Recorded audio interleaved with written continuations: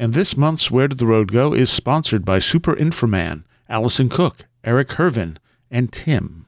Thank you so much for your incredible support. Transmission start. Welcome to Where Did the Road Go? Join us as we wander off the path and explore lost history, consciousness, the paranormal, unexplained mysteries, alternative thought, and much more. We are present on the web at wheredidtheroadgo.com. Now here is your host, Seriah.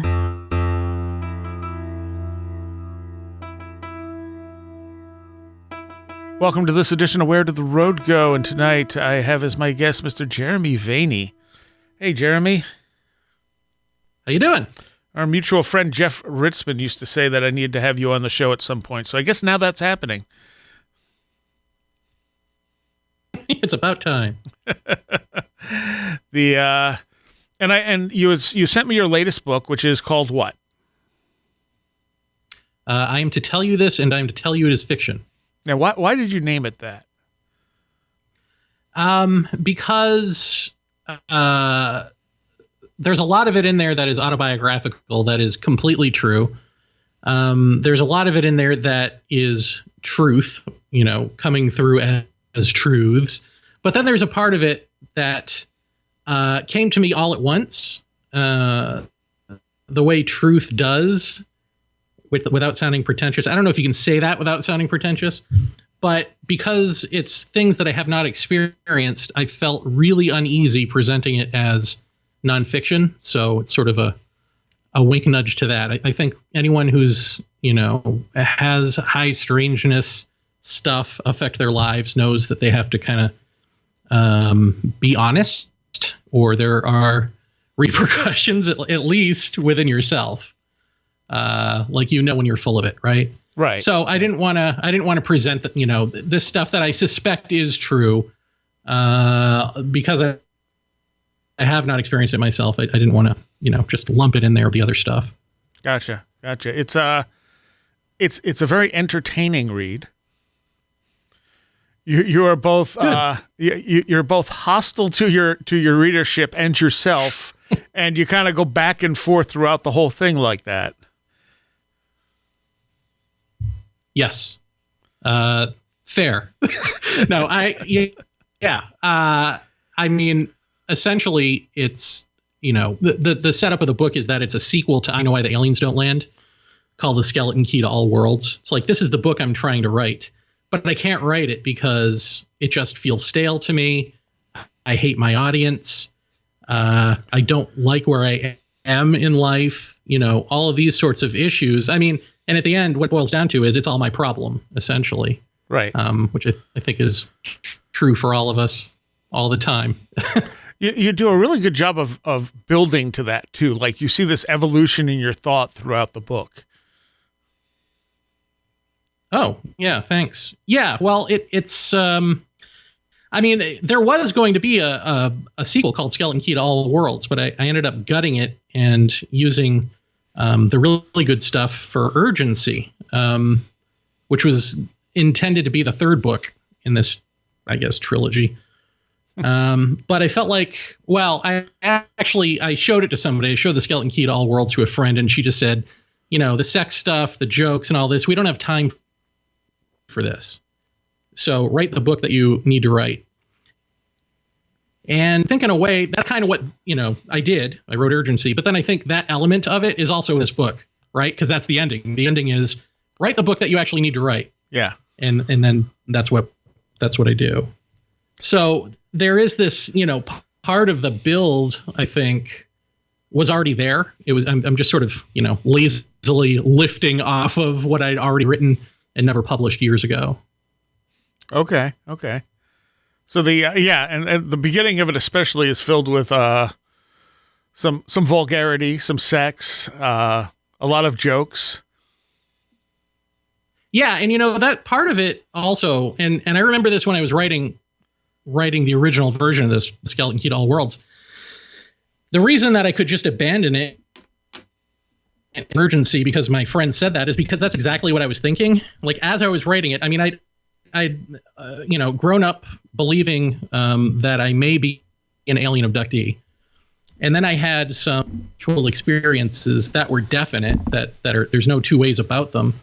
They're not ambiguous. And since that unfolded, this person who I was, who was like the cynical, misogynistic, jokey, whatever, whatever. That wasn't who I was anymore. And yet to write a sequel to I Know Why the Aliens Don't Land required being that person. So I felt awful. I actually felt bad writing that stuff. And yet to me, it's like, well, but that's what the book needs to do. It's like that's what the book needs to be. So I'm going to do it anyway. But yeah, so part of my angst, like later on in the book, is also that's not who I am, and yet here I am, writing this. But in the end, it's kind of masturbatory anyway, because it's all in my head. Like, there's no audience that expects me to write a sequel to I Know Why the Aliens Don't Land. Like, maybe there's 4 people out there in the world that were like dying for a sequel, but when you do something creative, you get narcissistic, you get arrogant, and you start to think like, yeah, the world is waiting for this great reveal of the sequel. Where is it? I don't know. So I just had all of these things that at this point in my life, I was completely self-aware of to play with, but even at the same time, the sort of the emotionality of it was still kind of true for me in some ways. Like, I really, in some ways, do despise my audience in the paranormal world. It's both true and not true at the same time, just like this book. So let's talk about your alien abduction stuff, because you didn't get into a lot of detail because you covered it in previous books, but I don't know that much about it. I'm sure there's lots of people out there who don't know that much about what you experienced. So what were your, if you could narrow it down a little bit, what did you experience?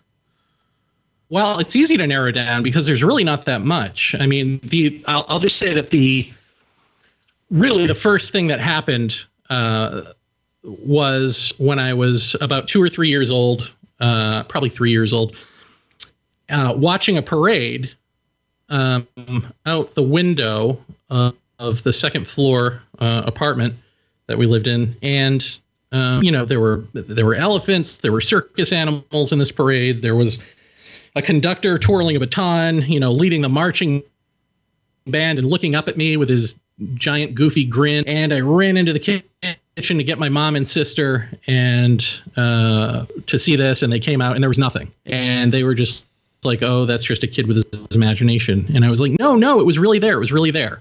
I honestly think that's the first high strangeness thing beyond the UFO and the abduction stuff. I think there's something that dangles a carrot when you're a kid and reels you in if you get hooked.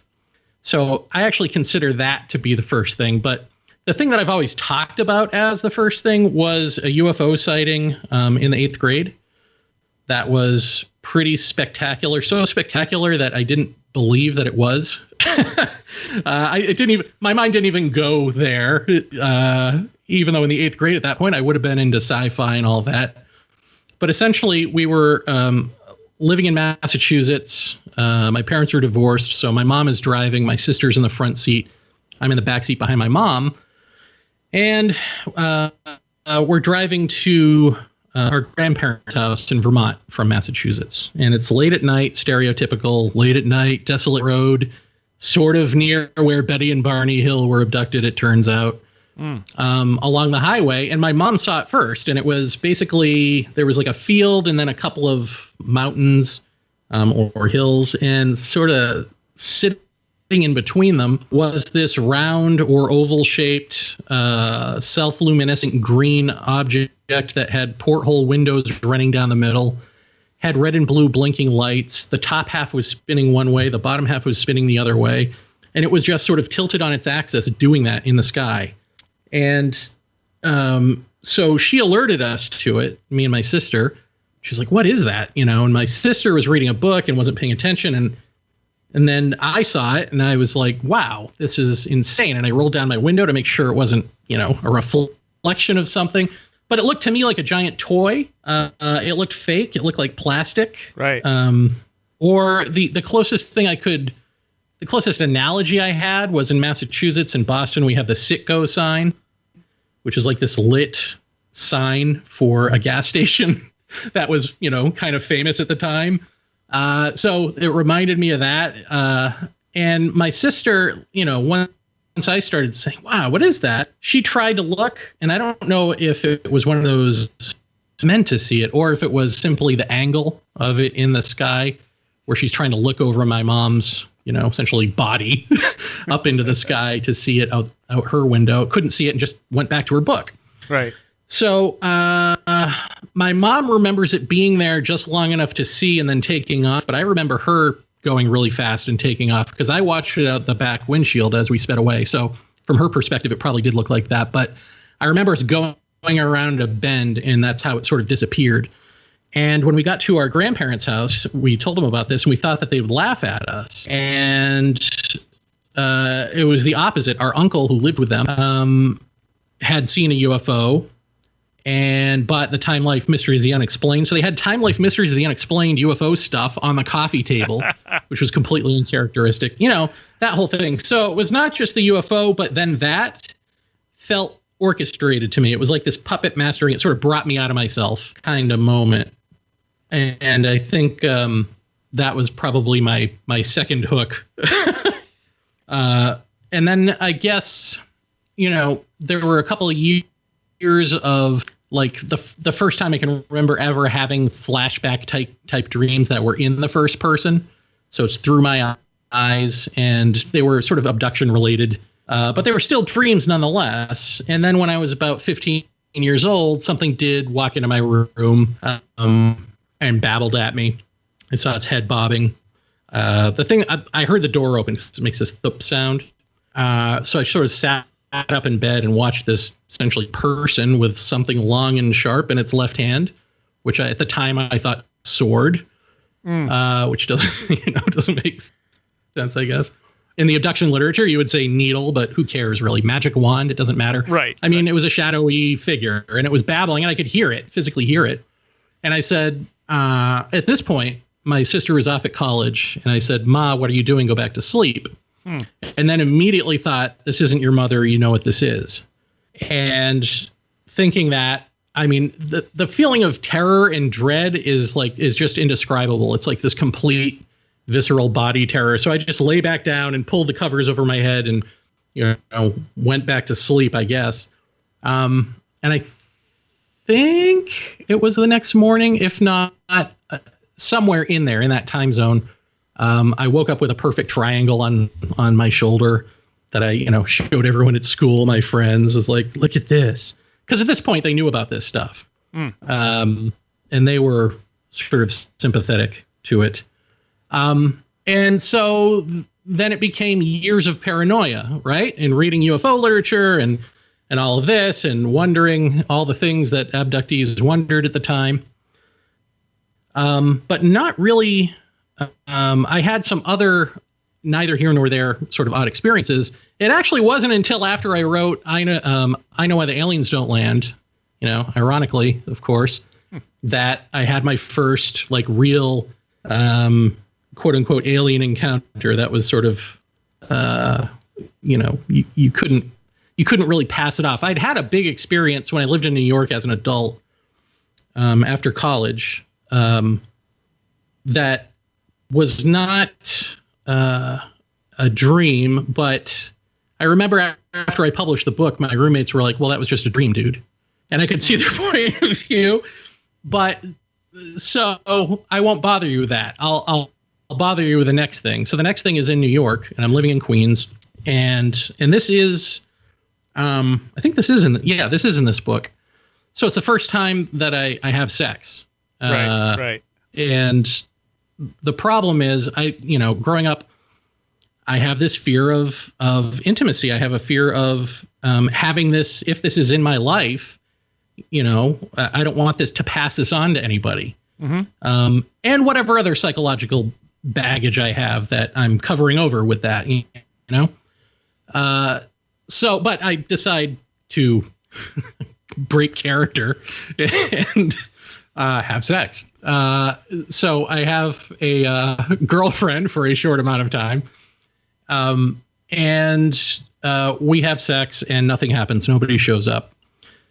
Great. So that's averted. Phew. And it's like the second you breathe a sigh of relief, the second night of her being there, the most blatant abduction experience of my life happens, which is that I am awoken by light coming in through the window. And at this point, so I have a number of roommates, and I have a small bedroom, and I have a mattress on the floor as my bed. Typical, poor New York scene.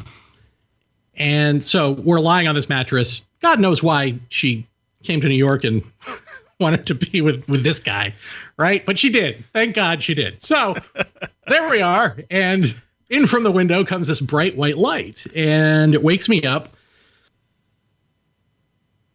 So I sort of like just, crawl over her with the top half of my body and just, peel back the curtains to look out the window.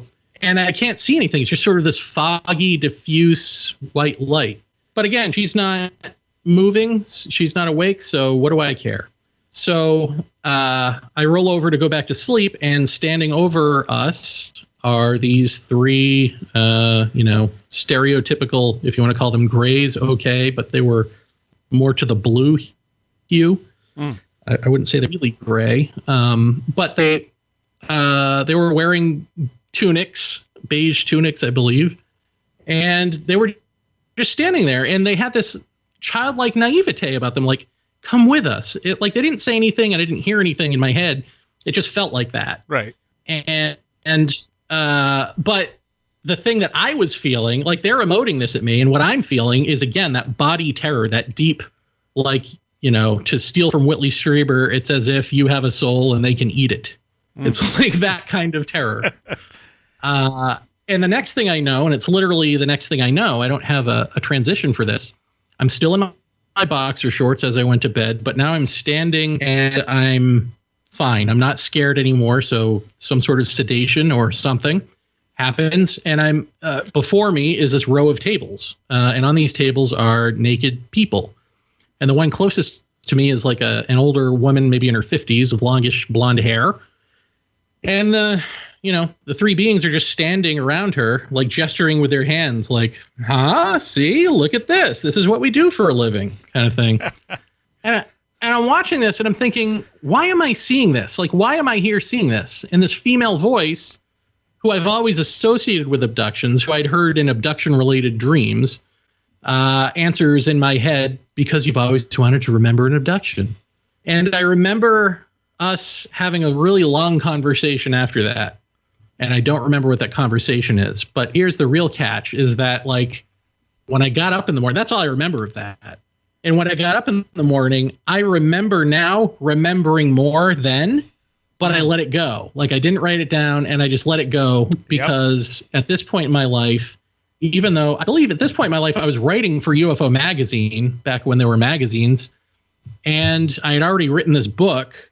And so you would think that I would want this to be real, but the difference, like, there's a real reality to this, right? Like, when you think about it, when you have these experiences and you think about it and you ponder it, it's completely different than when you're in the moment with it. Yeah. And when I'm in the moment with it, I'm completely terrified and I don't want this to be real. So I let it go. But then sometime later, a couple of years later, I guess, I had moved to a different bedroom. I had graduated to a larger bedroom after a roommate moved out. I'm no longer with the gal.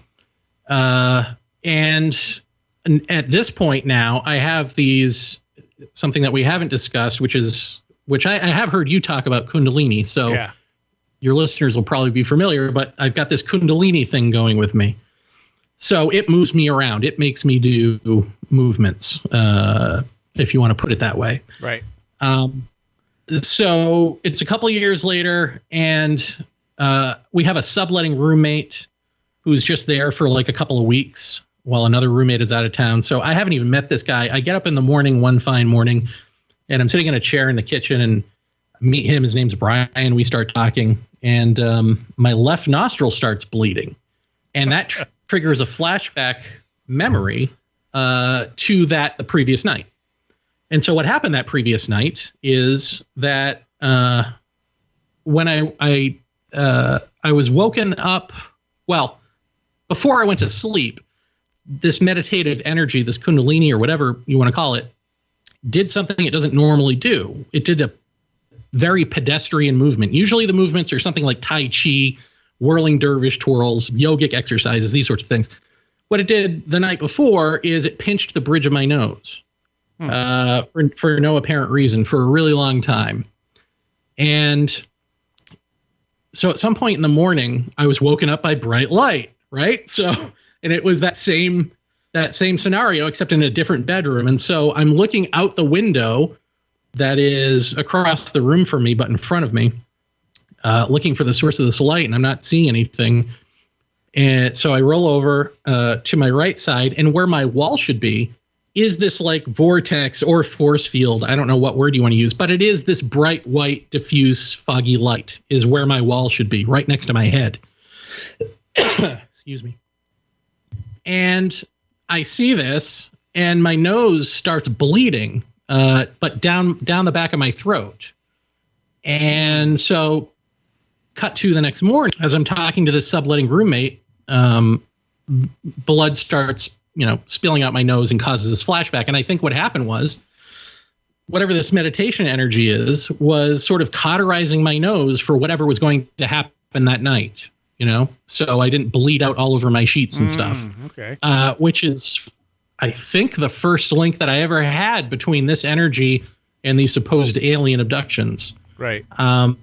So and then once that happened, remembering that bright light where my wall should be triggered me back to, the first abduction thing that I talked about. Because it was the same quality of light that was out the window. It was the same quality of light that was in that room with the bodies.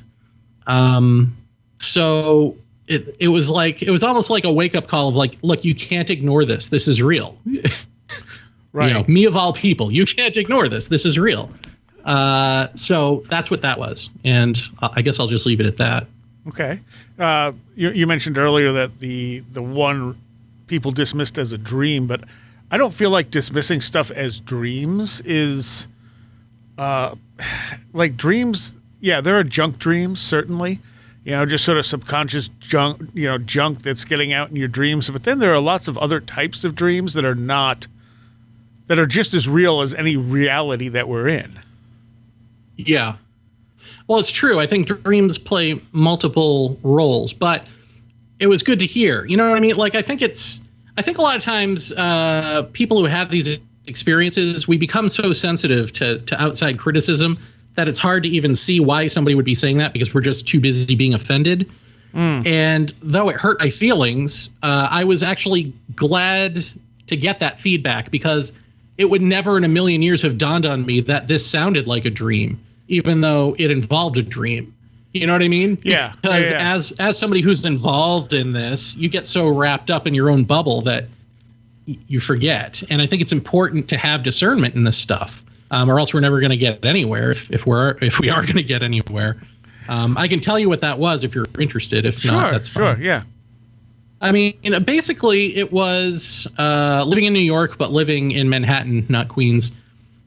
And I was asleep, and I was having a dream that started off as sort of a normal dream, and then it became a lucid dream. So I sort of woke up into the dream, and I'm trying to remember. I mean, basically, in the dream, I was back in Taunton, Massachusetts, my old childhood bedroom. And I'm under the bed with a friend of mine from college named Mike. And at this point, I wake up into the dream and I start talking to Mike. And I'm like, Mike, if you're, I'm awake. I'm awake in the dream. And anytime I'm awake in a dream, pretty much I just want to ask, like, was I really abducted? I want to get to the bottom of this. Like, am I deluding myself? Right. Because I had always thought that the 8th grade thing was like an anchor. Like, I at least know that happened. Right. So if all the rest of it could be a delusion, it could be that I made it up going along because I read these books and whatever based off that, but that was still real. But in any event, whenever I wake up into a dream, I'd ask the dream characters, am I an abductee or what? And I always end up getting like Inception. I mean, I didn't like the movie that much, but it got this completely right. It's like you wake up into a dream and these dream characters come alive and just want to kill you. It's like they're guarding something, and it's you, they're guarding you from yourself or something. I don't know what, but it was the same thing. It's like, I keep asking him, am I an abductee? Am I an abductee? And he's still pretending to be a dream character in this, trying to go forward with the scenario of the dream, but I won't shut up. So he says something like, if you want to know that, you have to figure out what time they come for your sister. And when he says that, his voice turns into that multi-tonal demonic possession sort of voice. And then he plunges me through the wall underneath the bed into this gray amorphous space. And I wake up. And I wake up back in Taunton. And I'm yelling for my mom because I'm having a bad dream and I'm scared, and something feels off, and I wake up again, and I keep doing this. It's like over and over and over again. I'm stuck in this dream loop where, like, the Beatles comes on the radio, it wakes me up, and I keep having it. It's almost as though I'm seeing multiverse versions of myself waking up. Like, in some I'm a little boy, in some I'm a girl, in some. You know what I mean? So it's this constant, like, waking up and being like, oh, I'm scared, running out to my mom, and then realizing I'm still asleep. And as this loop of things is happening over and over again, bleeding through that is an image of what seems to really be going on, which is I'm lying on a table being stared at by these gray beings with tunics. And that seems to really be what's happening.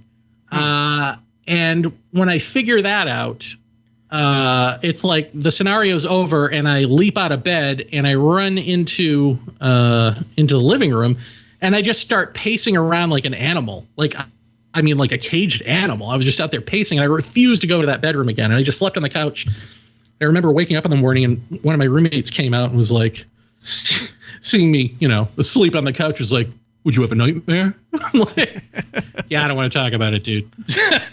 So that, to me at the time, that was sort of the climax of I know why the aliens don't land. And that, to me at the time, was the big personal confirmation of whatever this is being real. But then, like I said, people read it, or, people close to me read it and were like, not impressed. Yeah. And I thought, that's really interesting, because if I stood up at a UFO conference and told that story, I would be heralded as a god. But here in the real world, I am just a schmuck having dreams. Well, that's because I think most people in our culture dismiss dreams. And they don't have the quality of lucid dreams and other dream states. A lot of people don't even remember their dreams, much less have any kind of, like, enlightened dreaming states, Well, it's also interesting because they know me. And I think I went, they read the book. And so I feel like I went out of my way in that book. And that was the point of me entering ufology in the first place, was to go out of my way to, again, in my narcissism, I thought I could be the one to say, look, I'm going to prove to you that I am sane and I'm hip and I'm funny, just like all the crap you watch on TV. But, oh, by the way, I'm an abductee. Therefore, abductions are real, Right. And you just can't. You can't pull that off. And so part of that is saying, look, I can clearly discern between a normal personal dream, a dream from the collective unconscious, and something that is a quote unquote abduction, and something that is a communication from somewhere. Like, right. These are delineated things, and I'm going to prove it just by the content of my character. Well, boy, howdy, was I wrong. The dream loop thing, that happens to me every once in a while, where I think I'm awake, and then I realize something's not right, and I'm like, nope, still asleep, wake up, and then I'll wake up again and be like, okay, nope, still not awake. And it becomes frustrating after a point when you realize you can't wake up, because it's not sleep paralysis. You're not awake and your body's asleep. You're literally stuck in an altered state of consciousness. Yeah, I don't understand things like sleep paralysis. To me, sleep paralysis is a great mystery that we've just given a term for and decided, yes. Well, we came up with a word for it, so that must solve the issue. Sleep paralysis. Like, no. And half of what they say is sleep paralysis. People aren't actually paralyzed. Yes. Sometimes they're not even asleep, but sleep paralysis. It's weird. We're a weird people. The last time I had anything that results or could be called sleep paralysis, I was I had a dream that I was looking through my mother's stuff after she had died, and I was just randomly thinking, you know, it'd be cool is if like my dad hid like $10,000 somewhere in the house and just forgot about it and never told anyone, and I just came across it. That would be really cool. Mm-hmm. And so I had woken up and I rolled over to go back to sleep, and I felt something drop down on the bed behind me. I'm laying on my side, so it drops down, and it felt insect-like. It was like clicking like an insect. And it starts leaning over me, and I'm going, this again. Because, I mean, this stuff happens so commonly to me that it doesn't really faze me too much anymore. Mm-hmm. But I wasn't asleep. I literally had just rolled over. I was wide awake, but I couldn't move. And I'm like, all right. And then I said to it, hey, did my dad leave $10,000 in the house somewhere? And there's this pause, its breathing stops, and then it goes, no. And I'm like, well, then what good are you? And I was able to move and shake it off. And I'm just like, all right, that was a weird one. Huh. But I felt like what do you do with that? Like when you have experiences like that, what do you do with them? I write them down. And then what? I mean, do they inform your thinking, or do you just sort of let them go? I usually just let them go. It depends on the experience. I mean, something like that was interesting because I asked it a ridiculous question, and it almost seemed like it confused it. Like it was being this mildly menacing sort of creature, and then I asked it a completely ridiculous question, and it just kind of stopped and went, no. See, I think that's a great idea, because that reminds me, like, I've always wondered if we stopped defining this phenomenon, how would it react? Right. It's a similar sort of question. If you just don't believe, and it's hard to do in the moment, but if you can pull it off, I mean, and I guess asking it something, how much wood would a woodchuck chuck would also suffice, I guess, right? Right. Like, just what would happen? Does it reveal its true face, or is there one, Yeah, well, that's the thing. And I think a lot of the reasons we don't get further on these subjects is because we apply so much belief to what they are. I mean, since I've been doing this show, and even before that, like, my whole thing has been disregarding these assumptions we have about the phenomena and looking at what we're actually experiencing and where the commonalities are. Yeah. And I think it's belief. And I also think it's rationality. That this society has built everything up on the rational mind, and we know that that's not the whole story. Right. To us, even. And so if there's something out there sort of poking at that and trying to wake us up to it, like, we can't condense everything down into this little funnel of rationality. We have to sort of break through our own heads to get to it. So yeah, belief is one thing, and I think the rational bubble is the other. Yeah. Oh, definitely. And culture. I mean, as you said in the book, I mean, I think you were the one who mentioned it, and I've known this, that in the U.S., grays were a common thing, but it wasn't seen outside the U.S. so often. Like now it is. But like it kind of defined by what the culture expected.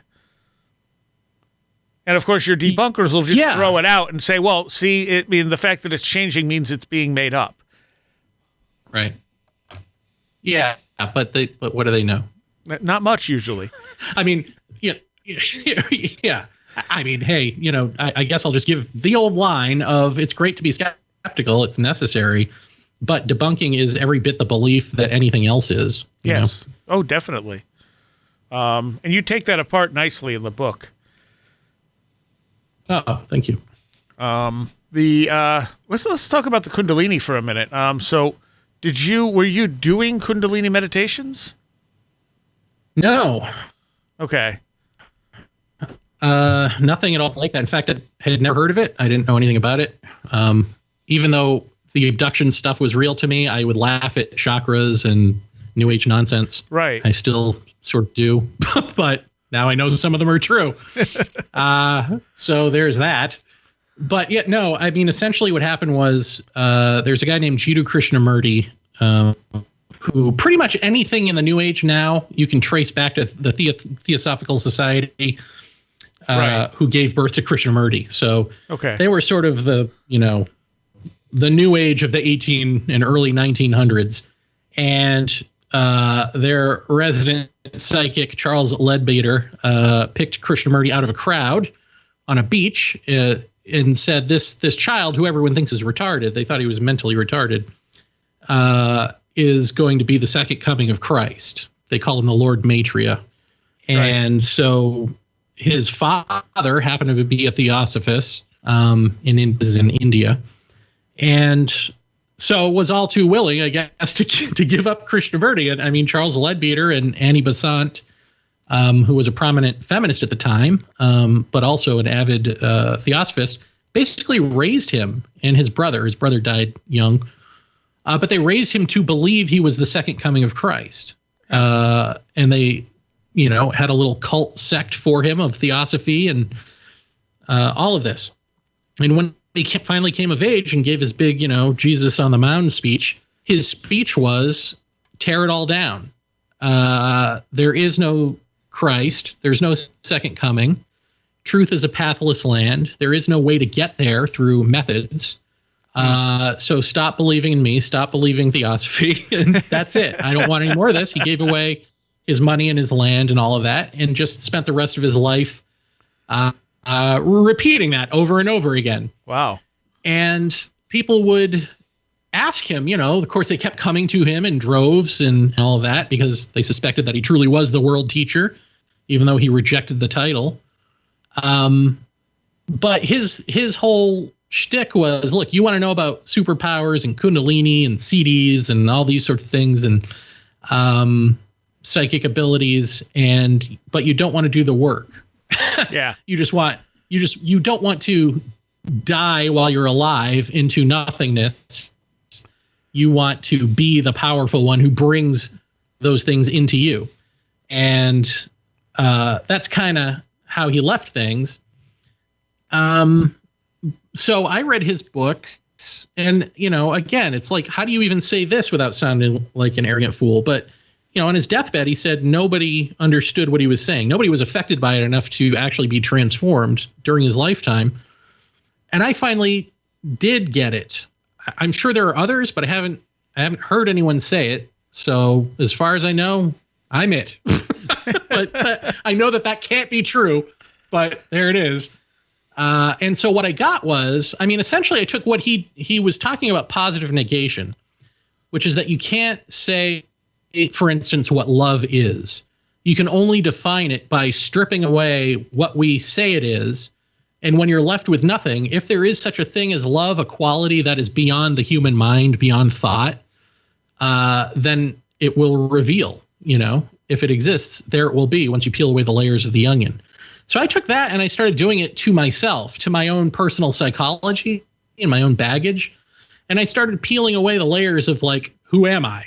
And going back to why do I do the things I do? Well, because this, and this. Well, why this, and this? Well, your parents. Well, but why did my parents do that? Well, what do I know about their parents? And so I kept deconstructing until it finally deeply affected me to the point of the epiphany of oh, that's right. These aren't my problems. We all have these problems. My parents have these problems, the grandparents. There is no end to the onion. The problems are it. The problems are what we've got. Yeah. And once I had that realization, there were no more problems. And it was so I became this sort of blissed out guy, right? I became that guy with a bright eye, bushy tail guy. And what I would say that is, a lot of people who have that type of experience think that that's enlightenment, and it's not. It's moving to heart. I submit to you, Seriah, that heart cultures, nature cultures, don't have to do that. They already live in that interconnecting space in heart. Right. It's just us brainiacs who have separated ourselves that need to get through that ego to break into the interconnecting nature of everything. And then that feels like enlightenment because you're healthy now in some way. And you're like, ooh, this feels great. I'm at one with everything. But But then that wears off. At some point I was still reading the Krishnamurti books and Ken Wilber and various other people. And I was sitting on a couch in Manhattan, and I just had this, again, just another personal epiphany. Wait a minute. I'm that guy. I'm that guy that reads these books and completely understands them. I'm that guy who rationally gets it, and that's my new self-identity. I've become that guy. And once I realized that, there was a moment of nothingness where I didn't exist. There was just nothing. And in that moment, what you would call Kundalini rose up the spine and started spinning my head around like doing an exercise. Mm-hmm.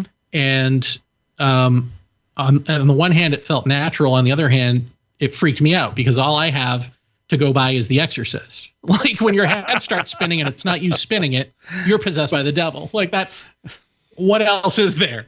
And yet it didn't feel like that. And it was intriguing. It's like, what is this? Krishnamurti didn't say what comes next. He never bothered with what comes next. He just said, do the work and find out, figure out who you are and what you are and let nature take its course. And so that's what I did. I just let this thing unfold.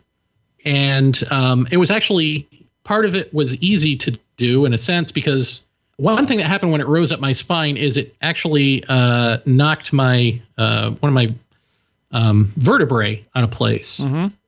Or is it vertebrae, or it's the, I ended up with sciatica essentially. Right. Yeah. And I didn't realize that. I'd had something like that happen before and it just wobbled back into place. So I just thought that would happen. So I let it go. So what I'm saying is, although the Kundalini rising made that happen, my own denseness is what exacerbated it to the point where I needed to be in the hospital for a number of days on morphine. Oh, wow. And all this. And when they figured out I didn't have insurance, they kicked me out. And so I had nothing but time to lie in bed and let this energy out. And it went to work and exercised me. And, before you knew it, I was up and running. So, in that, I had no choice but to lie around and let this thing work its way out. And anything that arose, psychic sort of abilities or whatever you want to call them, they were interesting, but I really wanted to see where this was going. Like, I didn't want to attach myself to anything and be like, look, now I'm a psychic, Yeah. That's full stop. I wanted to see where this was going. And so I let it play out and, and it did. And oh boy, howdy, did it. And it's still with me. So it's funny because I hear, like, I watch YouTube videos of people who talk about this stuff and, and I've heard some of what you had to say in an interview about it. And I don't know what to make of that, except that there might be a healthy way that this unfolds in the body and an unhealthy way. And the healthy way is that it now is like this separate processor. If you want to do the computer analogy, you've got Windows and Mac operating systems happening at the same time in the body. One shuts and it comes alive. And that's what it is. And that's the natural. So that's where it is. If I shut up for a few seconds, this will come alive and start moving around and doing healthful things. But ne'er shall they meet, right? Like I can't be involved in it. It's not me doing. So yeah, I'm throwing that out there really for you. I just wonder if you let it work its way out. Maybe you already have at this point in your life. I don't know. But if you just let it go, whatever is going on, will it move through you and do what it needs to do? And will you end up in the same sort of space? So mine woke up spontaneously when I was 13. And it caused me a lot of pain. It gave me hallucinations, and I knew they were hallucinations. It wasn't like I thought this stuff was real. I knew it wasn't, and I didn't know what was happening to me. And I had no context for it. This was the mid-1980s. So it wasn't till early 90s that I learned about Kundalini. And like you, I dismissed all this type of stuff with chakras and all that stuff. And when I found a book on Kundalini and it's describing what it does, and I'm going, this is everything I'm experiencing. And I just took a deep dive into it. But mine doesn't do like the thing where it pushed me in postures. Occasionally it makes me twitch. Mm-hmm. But it makes my whole body pulsate a lot. And it tends to do it a lot when I'm trying to sleep. So I generally let it run its course and do what it wants, unless it wakes me up, in which case then I'm like, okay, stop. You know, I've been asleep 20 minutes and now you're doing this. I mean, there have been times where I've woken up and mildly concerned because it felt like my heart was going at the speed of like a death metal drum beat. And then I'm like checking my heartbeat going, nope, my heart's moving normal. That's the energy. All right. So how do you know that this is Kundalini? Because, you can read the Kundalini literature and they'll talk about psychic powers. They'll talk about this, that, and the other. And these are things that people can experience without Kundalini, right? Sure, like yeah. there are tons of psychics who don't say that they're Kundalini awakened. Right. So how do you know that? How do you differentiate? How do you say like, okay, this is definitely Kundalini? Because like I think, well, I'll just ask you when it happens to you, is there a point to it, or is it just coming on and going blah? Both. Huh. And sometimes it's set off by stress. And sometimes it's in liminal spots. When things are changing, I'll have a lot of Kundalini activity. Okay. And I'm pretty sure it has saved me from situations where I should have died. Huh. Like how? Like just physically should not have walked away from and walked away unscratched. Oh, I see. So did it walk you away or No, somehow whatever was happening around you didn't affect you? Exactly. The first car I had, I literally hit a patch of black ice doing like 65 miles an hour, jackknifed the car into a field. It flew about 300 feet into this field. And it was actually the first time I said, where did the road go? Because the car landed on the roof right on the driver's side. And I should have been like really hurt. And I wasn't even fazed by it. And I climbed out of the car and I looked around and I couldn't find the road because I didn't realize how far the car had been thrown. And when they pulled the car out and I'm looking at the car going, man, all that damage is right on the driver's side. How am I not hurt? Right. Well, some people would have, said, oh, my guardian angel. Right. Why is it that you said Kundalini? You didn't say, oh, my guardian angel or something else, aliens protected me or whatever. I don't know. It's just a feeling, I guess. Huh. Okay. I heal very, very fast. Mm-hmm. I don't bruise. And I've taken shots where I should have been seriously bruised, and I just do not bruise. And I feel like that's not normal, first of all. And with the intensity of the energy, that's the best go-to I have. And it can affect other people around me. And this is one of the things I wanted to ask you. Do you find that happening? Does it affect the people around you when it's active? Oh God. I don't know if I want to say this out loud, especially in these times. But no, I mean, how about this? I don't do it around people. I don't let it come out around people generally, unless I'm like healing my wife or a cat or something. So okay, I can do that, and that will obviously affect people or animals. But yeah, no. I don't think in the way that you're talking about it. Okay. But I don't want to say I have healing abilities. Like, that sounds stupid, but I have healing abilities. Well, that makes sense, though. I think the energy is it's a very potent a part of who we are. It's asleep in most people. And it's one of those things. Well, and I think also the sense of like it being an other is also a misnomer. I mean, I think it's the sort of, if you want to call it spiritual, schizophrenia or something. Right. I mean, it's kind of like what would oneness look like to you anyway? It would always look like something separate. So yes. If this were, an energy that is also you, it's going to look like both you and not you at the same time. And here we are back with the alien stuff, right?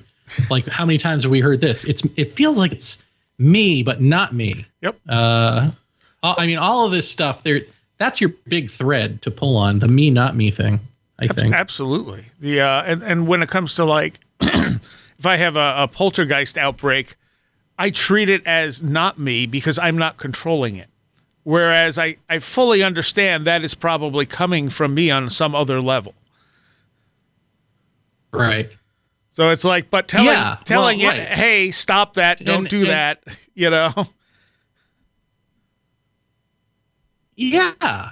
And also, I mean, and that's, you know, it's funny because for some reason I just thought of Michael Shermer when you said that. You know, Michael Shermer, the skeptic, who then, when he gets married, this old-timey radio goes on in the desk. Oh, yeah. And a song plays that is meaningful to him and his wife. That was something that her dad played for her, something I don't remember, but it was something that was like, obviously, dear old dead dad is saying, welcome to the family, Mike.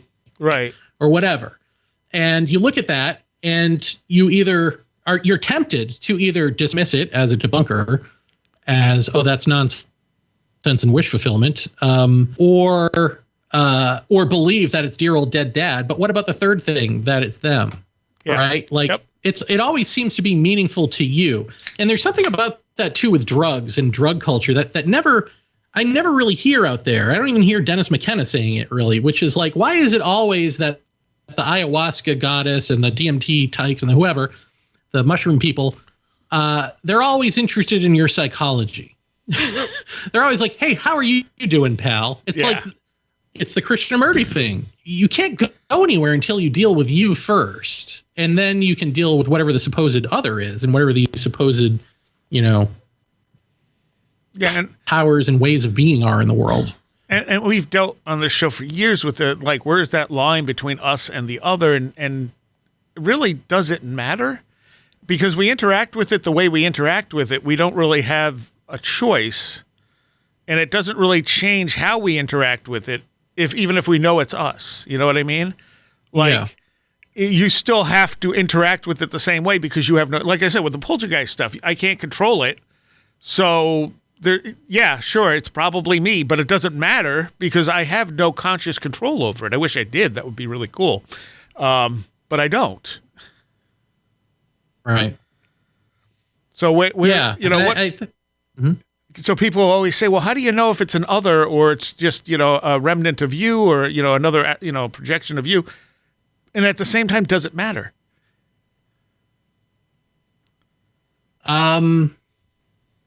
Yeah, I guess. I mean, if the effects in the world are the same, I guess not. That's kind of how I felt about 9/11. It was like back when there was the 9/11 conspiracy stuff is like, well, does it matter if it was an inside job or not? If the result is that the very people who you would think are doing the inside job benefit? I mean, the result is the same.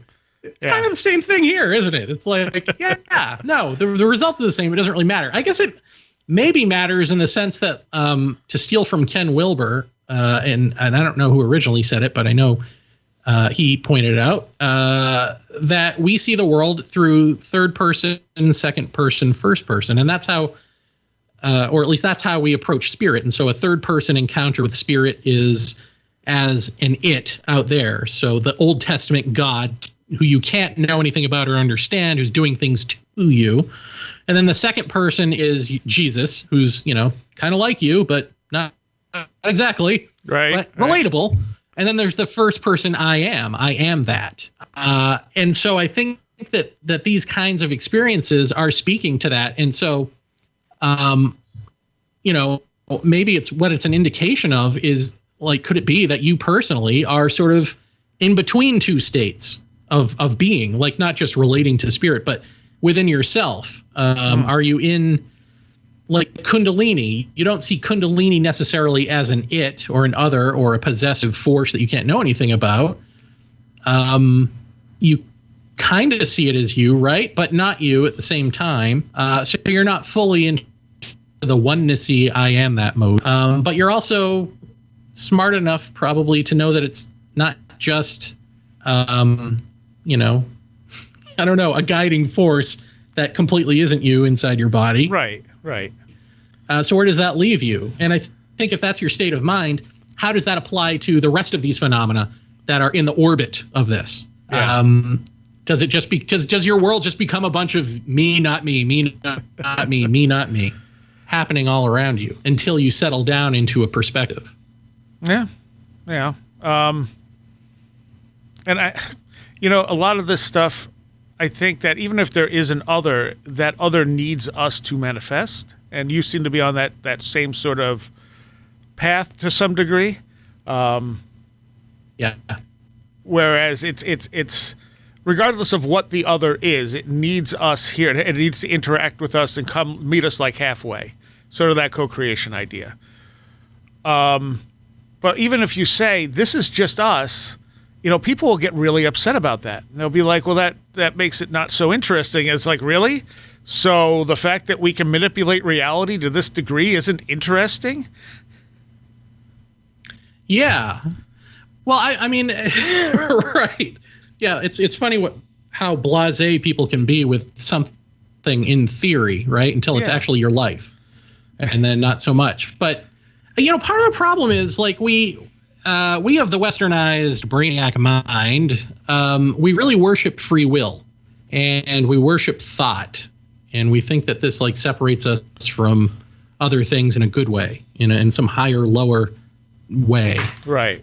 And really what free will is turning away from truth. So if you're in the flow of truth, you're in the flow, and you're going to do right actions. You're going to perform right actions. Anything else, there's an interval of thought. There's you thinking about it and pondering it. There's confusion. But for some reason, we've decided to worship that confusion. And there are other societies that have gotten that. We call them savages, or we call them prehistoric, or whatever it is that we call them, to ignore them. Yeah. So I just feel like some of this stuff that we scoff at, the ironic thing is we don't know that we're the children in the room. We don't know that other people have come before us who have figured this out, and we've just been ignoring them. Yeah.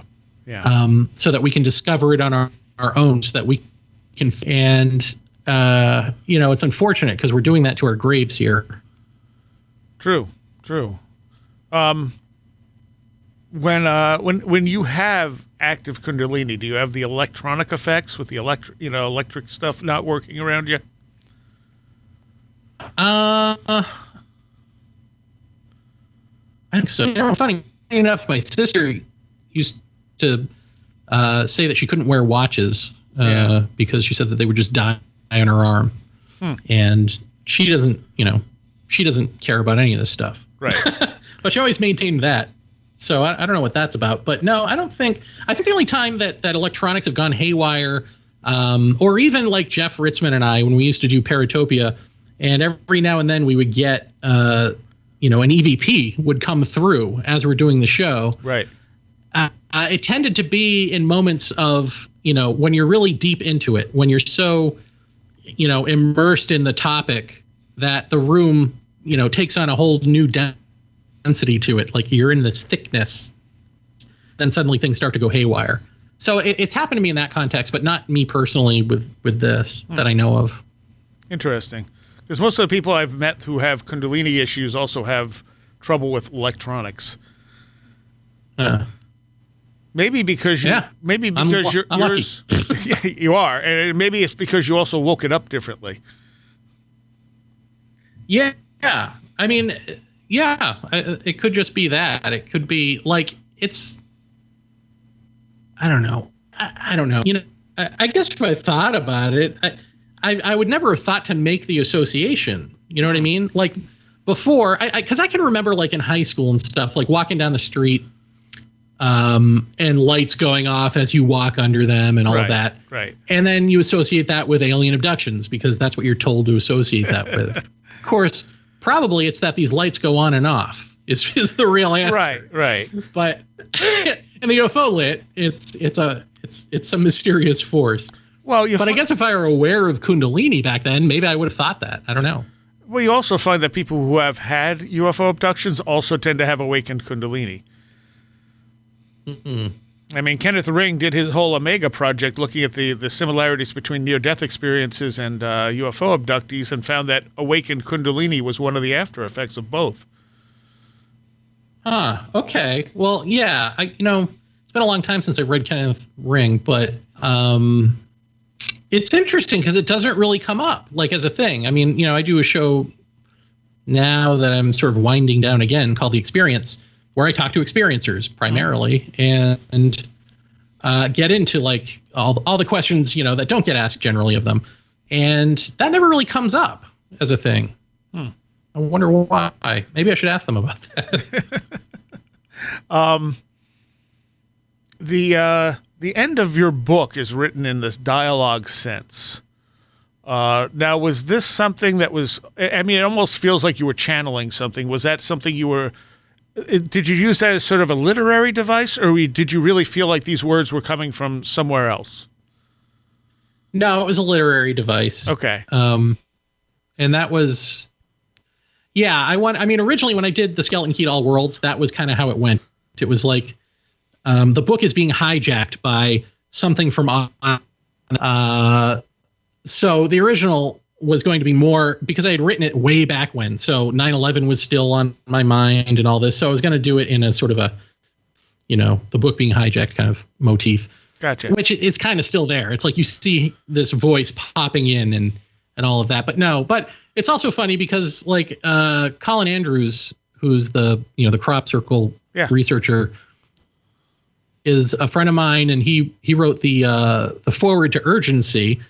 And at the end, he said, essentially, I don't believe Jeremy wrote this. I think this is channeled. He just said that, which I thought was hilarious. So it was like, wow, that's great. So to my mind, this is also like in keeping with that. Like, all right. I mean, and to me, it's funny because if I presented this anonymously, this is the thing. This is my gripe with the audience, really. Is if I presented this anonymously, or if I said that I channeled it and I wasn't who I am, I wasn't some, dope making jokes, you would see me on a stage somewhere. I would be David Icke, right? Like I would be rich and famous. Tyler Kochon once asked me, do you know how to do this so that you could, be that guy? And I'm like, yeah, of course. We all know how to do that, how to be the con. That's the point. That's the thing that's so freaking frustrating, is it's so obvious. But anyway, so to me, that's it. Like I'm going to be ignored because I'm putting my name on it, and people may already know who I am. And so they've already made up their mind. Like when Jeff and I started doing Paratopia, and when I did Culture Contact before that, there was a lot of comedy. And at that point, people didn't want comedy in ufology or the paranormal. They thought it was like a sin or something, because this is serious. So like having a guy in a boat, in a bow tie, but a suit and tie, standing on stage and BSing you for an hour with a straight face is better than somebody trying to get at the truth through comedy. Like, to me, this is a mirror, people. Hold up the freaking mirror. So, yeah, I mean, it is a device, and I wish I could tell you that I was channeling so that I could make some money off this book. Instead, I'm going to be honest with you. Well, so one of the other things you mentioned in there is that at one point you were a fan of Bud Hopkins and David Jacobs stuff, and of course, you and Jeff did a number of shows showing why hypnosis was a very dangerous thing in this field. Were you ever hypnotized? Yeah, actually, when I was in college twice, one as sort of they had some past life regressionists come in and do a jokey, a fun thing for people. Yeah. So I partook in that, but I also, I was having a real problem with this stuff. And, so I ended up, I ended up going to see a hypnotherapist in Massachusetts. And I was under for hours, but I only, it felt like minutes. It didn't feel like a really long time. Yeah. So I must say pretty interesting, but I don't remember what it was. And I assumed that there was a post-hypnotic suggestion to forget, because what I remember making up, like she was asking me questions and I remember answering them and thinking like, this isn't real. I'm just coming up with stuff. But these this isn't real. But when I came out of it, it wasn't the few minutes that it felt like. It was a long time, and she offered to see me for free after that. So I don't know what I told her, but it must have been pretty impressive to see me for free. But I never went back to her because I just felt like, no, I'm making it up. This isn't real. And her name is Barbara Vicar. And I say that because I've tried to get in contact with her to ask her, like, what the hell did I say? Yeah. And, I found who I think is her. I mean, this is such a long time ago, because she was a real therapist. And so I think I found her, but I'm not sure. So if anyone in Massachusetts knows Barbara Vicar, let her know I'm looking for her. Because I'm sure I left her a creepy message if this was not the right Barbara Vicar a couple of years ago. Like, hey, I don't know if you remember me from high school, but I was abducted by aliens. Yeah. What did I say?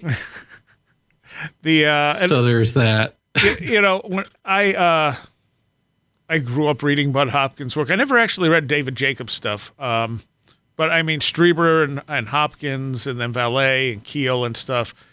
And I mean, Hopkins made such a solid case for what he was talking about. And it wasn't till first or second year I was doing the show, and I had Paul Kimball on, and he just went off on hypnosis, and I knew nothing about this.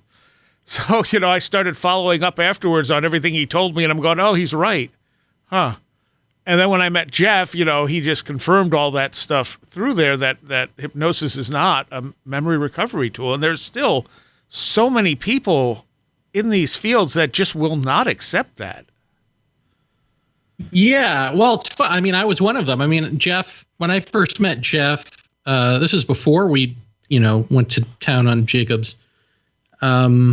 And I thought Jacob's stuff was plausible, and I thought Bud Hopkins' stuff was plausible. And I remember him telling me, I think he was probably the first person in ufology to tell me, no, the hypnosis stuff is garbage. And I was like, no, I was that guy. You can't throw the baby out with the bathwater. But then when you hear the Jacobs tapes, it's like, oh, okay. And then I did the research. So instead of just being the lazy ass that I was, I actually did the research, looked at some of the studies and all that. And then we had on, guests that were qualified to speak about it. And to me, it was mind-blowing. It was mind-blowing that this was allowed to go on for this long. But I guess the one thing, God, what was his name? I can't remember, but he passed away recently, and he's one of the foremost, experts on this. And of course, I can't remember his name right now, but we had him on Paratopia. And one of the things that he said was that, because I was saying, like, why don't people who do hypnosis know this? And he said, well, when you're at the university level, you have to keep looking and keep up with all the new research and all the new data. And so you have to know this stuff. And when you're a practitioner, generally you don't. So whatever it is that you learned in school, that becomes what you believe is true. And I think that's a huge problem. Of course, in this field, the other problem is that people just don't want it to be true, as we found out. Again, kind of hoping we would be heralded as heroes. Didn't quite, more like blacklisted is kind of how that worked out for us. And you had Jenny Randall saying the same thing in the UK and convincing researchers in the UK that to not use it. Right. And hers was, she went in and got hypnotized herself to try and remember an event she couldn't remember out of her life that the information existed for. Like, she could find out whether or not what she recalled was true. And she found out that the stuff that she consciously remembered was accurate under hypnosis, but the stuff she didn't remember was completely wrong. It wasn't even remotely close to what it should have been.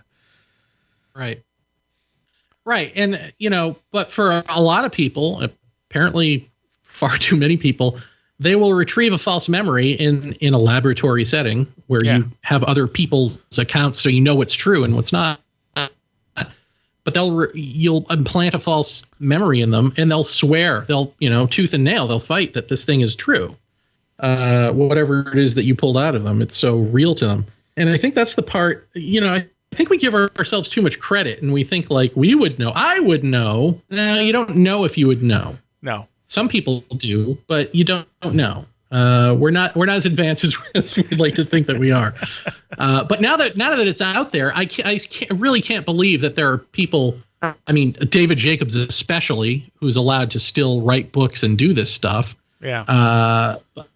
I mean, how is he not just disgraced out of this? And Barbara Lamb and whoever else is in this, who's still doing hypnosis. I don't get it. I think the thing that's important to remember, like, hey, everyone in ufology, if we weren't talking about hypnosis, and I just told you that there's a technique that the CIA used to use to control you, to make you think a certain thing was true about your life that wasn't, and to control your actions. And now they're using it for memory retrieval. You'd say I'm crazy. You'd say I would never do that in a million years. Well, that's what this is. It's behavior modification being used as memory retrieval. And right. You don't use a hammer as a screwdriver. Yeah. Yeah. And again, you mentioned the not throwing the baby out with the bathwater, but you can't really separate the two. Yeah, no, and it's unfortunate because some of what you might retrieve might be real memory. Right. It's just that you won't know. And, what you're creating is an emotional ordeal for you to go through with your pseudo-therapist so that they can write a book about it and you can feel as though you've overcome something. Like, that's all that's really happening. It's kind of unfortunate. And I feel like laugh about it. And we're talking about the personalization of these experiences. I think these experiences are part of our personal journey. They're possibly even what like a shamanic awakening looks like in our culture. And they're being sort of hijacked by people who may, with very good intentions, be trying to help, but are turning it into something scary and harmful.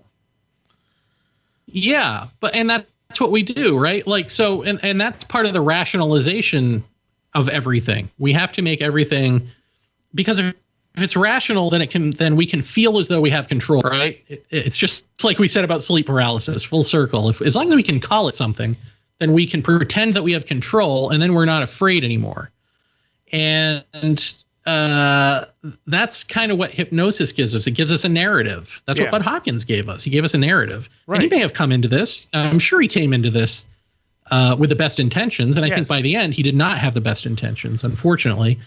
David Jacobs, here's a fun little tidbit about David Jacobs. So David Jacobs, Emma Woods was his subject, who he was going to write the big book about and all of that. And then she woke up one day and went, wait a minute, none of this is real. This is garbage. I can't do this.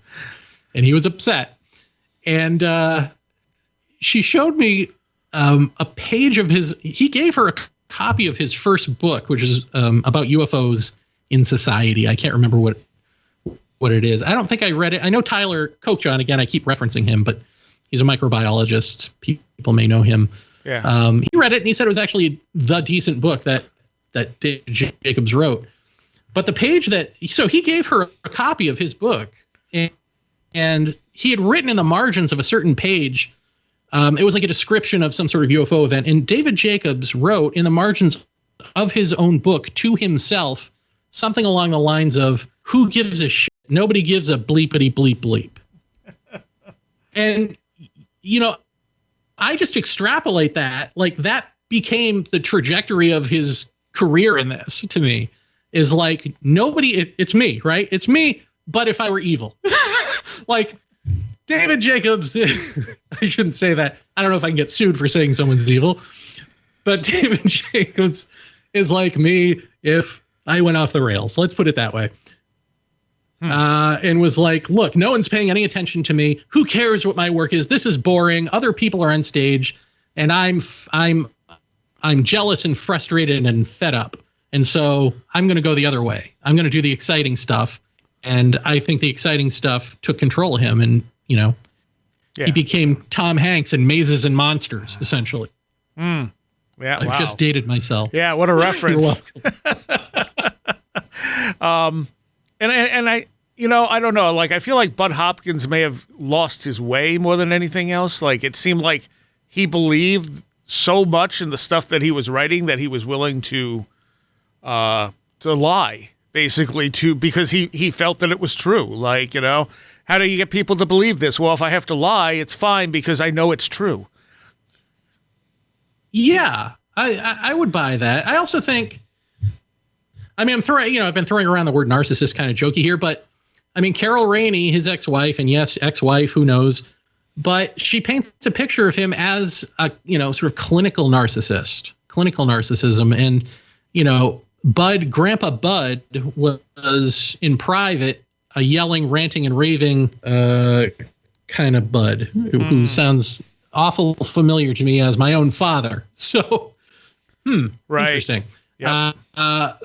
So I think there's that element to that where like he probably didn't like being questioned, And so I think like with the Brooklyn Bridge abduction, as he's going along and I, in my opinion, do I have to say that? Do I have to preface things with that? I hate that, but okay. In my opinion,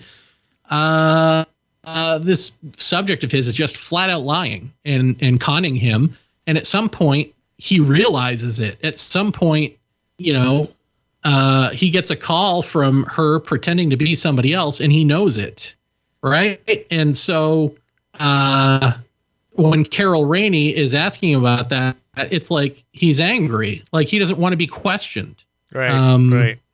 He just, it's like when you're a little kid and you sit behind your parents and it's past your bedtime and they're hypnotized by the television, but then the commercial comes on, so you hold your breath so that they won't remember you're in the room and send you to bed. That's kind of what Bud Hopkins, I think, was doing toward the end. It's like, this was his baby, right? This was his big project. Right. And he sees that it's fraudulent. But if he just holds his breath and tells you to shut up and don't question him, then he'll just get through it.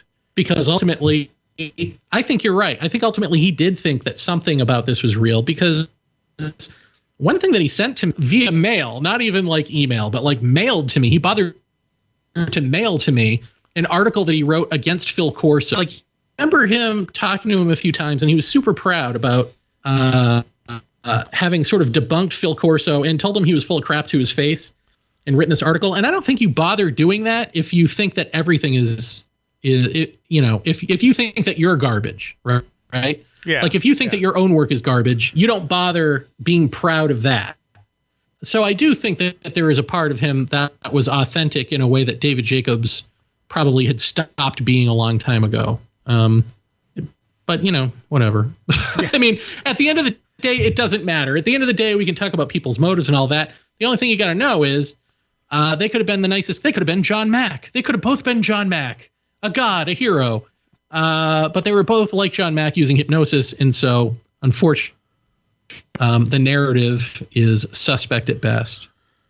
The interesting thing about Mack's stuff is that so many of his subjects came back with such completely different types of experiences. They didn't have that, like Bud Hopkins would be like, oh, this is the same thing everyone experiences. But you get John Mack and it's like, oh, so there's this whole array of experiences that seem to be culturally, swayed in one way or another. Yeah. But one of the interesting things, Red Pill Junkie had made the comment that maybe when people are hypnotized, they're actually being in an altered state of consciousness, actually having an experience while they're under hypnosis. And initially I wasn't sure what to make of that, but the more I think about it, the more that seems like an interesting prospect, that in some of these cases, the real experience might be happening right then. I can't remember his name. He wrote a book on John Keel, and when I had him on, he was talking about an incident where someone was under hypnosis, and he said to the person doing the hypnosis, there's a UFO outside right now, and they walked outside, and there was a flying saucer over the building, which kind of implies that very thing, that maybe this is a state in which we can actually encounter odd things, and we're thinking that we're treating it like memory. Yeah, I don't know if I buy it. I think that whatever this phenomenon is, whatever this intelligence is, can pierce you at any point. So I think, yeah, it could come through and make you believe that. It could give you a few examples of that, and then you go, oh, this is what's happening. So then you define it that way. Well, I wouldn't define it that way, but I I think it's a possibility. I leave it open to if there's actually something to hypnosis, it's more likely that it's because it's an altered state of consciousness, not because it's recalling actual memories. Yeah.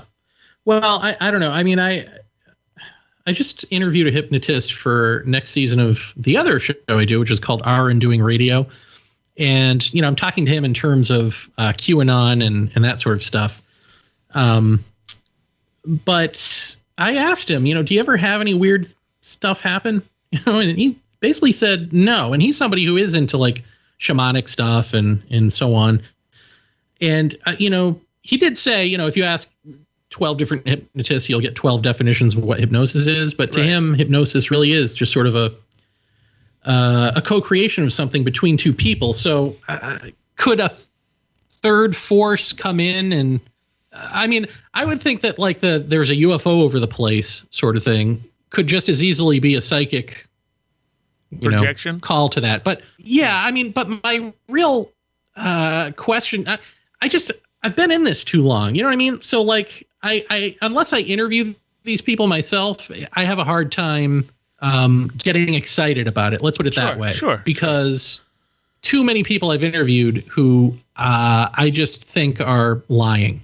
And not even necessarily to me, to themselves about certain things. And so just because it's in a book, and not to poo-poo the theory, I mean, it's been out there. Like, I'm trying to think of who was it? Betty Andreasson. She changed her name like several times. Yeah, she got married, Betty Luca, Betty whatever.